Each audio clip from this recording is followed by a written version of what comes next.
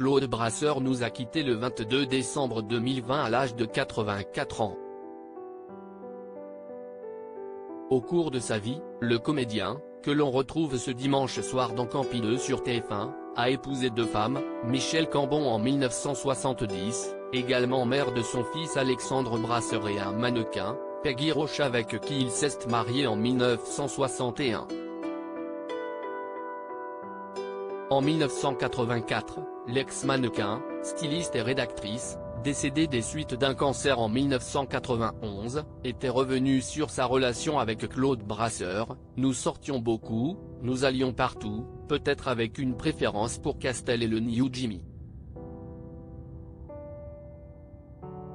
C'était un plaisir de refaire le monde avec un peu d'alcool. Bien sûr, les lendemains au journal étaient un peu difficiles. On était très optimiste et sortir la nuit représentait quelque chose de certainement plus gai qu'aujourd'hui. Une idylle très secrète entre Peggy Roche et Françoise Sagan toutefois, avant même que Claude Brasseur ne se remarie avec Michel Cambon Brasseur, qui l'a accompagné jusqu'à son décès. Son ex-femme Peggy Roche vivait déjà une idylle avec une certaine Françoise Sagan. Selon nos confrères de Madame Figaro, l'ex-mannequin et l'écrivaine, décédée en 2004, se seraient rencontrés au Prélude, une ancienne discothèque parisienne au cours des années 60. Elles se mettent en couple et leur relation durera 20 ans. À l'époque, l'homosexualité notamment chez les femmes est encore considérée comme un tabou.